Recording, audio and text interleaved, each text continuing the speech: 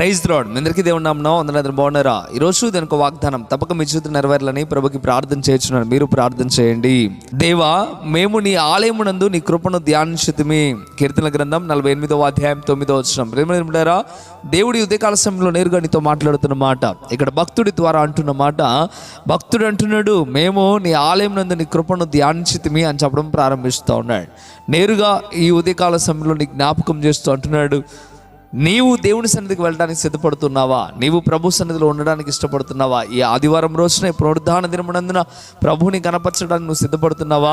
కానీ నువ్వైతే ఏం చేస్తున్నావు? ఈ రోజున ఒక పని అడ్డుందని, ఇంకొక ఆటంకం అని, ఇంకొకటని ఏదో ఒక రీజన్ చెప్తూ దేవుని సన్నిధికి పోకుండా ఉంటున్నావా?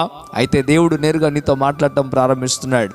ఆ దినమున వారు ప్రభువుని ధ్యానించడానికి, ఆయన కృపను గురించి ధ్యానించడానికి దేవుని మందిరానికి వెళ్ళారు. ఈ రోజున మనము కూడా దేవుడి కృపను గురించి ధ్యానించడానికి మనం కూడా దేవుని సన్నిధికి రావాలి. ఒకవేళ నువ్వు దేవుని సన్నిధికి రాకుండా ఉంటున్నావా? అయితే నువ్వు రాకుండా ఉండటం ద్వారా దేవుని చిత్తం నీ పట్ల నెరవేర్పు జరగదు. ఒక మారు ఆలోచించండి. 6 దినములు కష్టపడమన్నాడు దేవుడు. 7వ దినమున తప్పక దేవుని మందిరంలో ఉండి ప్రార్థన చేయమని దేవుడు చెప్పాడు. దేవుని సన్నిధిలో గడపమని దేవుడు చెప్తా ఉన్నాడు. అందుకే ఈ యొక్క పునరుద్ధాన దినమున నువ్వు ఎటువంటి పనులు పెట్టుకోకుండా చక్కగా దేవుని మందిరానికి వచ్చి ప్రార్థన చేసి మోకరించి దేవుని మాటలు విని బలపడి దేవుని దీవెన ఆశీర్వాదం పొందుకున్నట్లుగా నీవు నీ కుటుంబం ఉండాలి. ఆ రీతిగా మీరు ఎప్పుడైతే ఉంటారో అప్పుడు దేవుడు మిమ్మల్ని దీవించడం ప్రారంభిస్తాడు. ఒకవేళ ఇప్పటి వరకు నువ్వు ఈ వాగ్దానం వినేంత వరకు కూడా పలానా పనికి వెళ్దాంలే, పలానా చోటుకి వెళ్దాంలే నిర్ణయం చేసుకున్నావేమో. కానీ ఈ దినాన, ఈ క్షణాన, ఆదివారం రోజు నేను ప్రభు సన్నిధిలో గడపాలి, ఆ తర్వాతనే ఏది అయినా అనే ఒక నిర్ణయానికి రా. దేవుడు తప్పక నిన్ను, నీ కుటుంబాన్ని దీవిస్తాడు. మొదటిగా ప్రభువుకి నువ్వు విలువిస్తే దేవుడు కూడా నీకు విలువిస్తాడు. దేవునికి వాక్యం చెప్తుంది, నన్ను కనపరచు వారిని నేను కనపరుస్తా అని చెప్పడం ప్రారంభిస్తున్నాడు. నన్ను ఎవరైతే ఒప్పుకుంటారో వారిని నా తండ్రి ఎదుట నేను ఒప్పుకుంటానని చెప్పడం ప్రారంభిస్తున్నాడు. ఇక మీదైనా ఆలోచన చేయక వ్యర్థముగా ఇకనైనా దేవునిలో ఉండడానికి సిద్ధపడండి.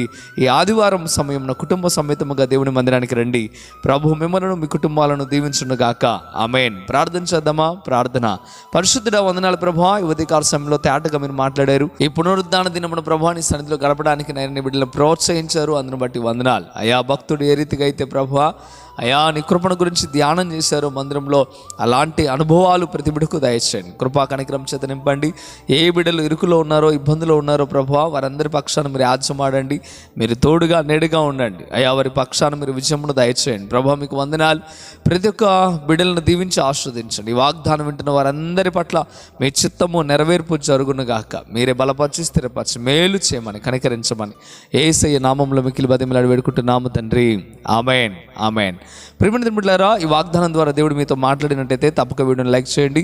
ఇంతవరకు కృపా TV India YouTube channel subscribe చేసుకోకపోతే ఇకనైనా మీరు సబ్స్క్రైబ్ చేయండి. ఈ వాగ్దానాన్ని అనేకులకు షేర్ చేయడం ద్వారా సువార్త ప్రకటించిన వారు అవుతారు, అనేకులను బలపరిచిన వారు అవుతారు. ప్రభు మిమ్మలను, మీ కుటుంబాలను దీవించును గాక.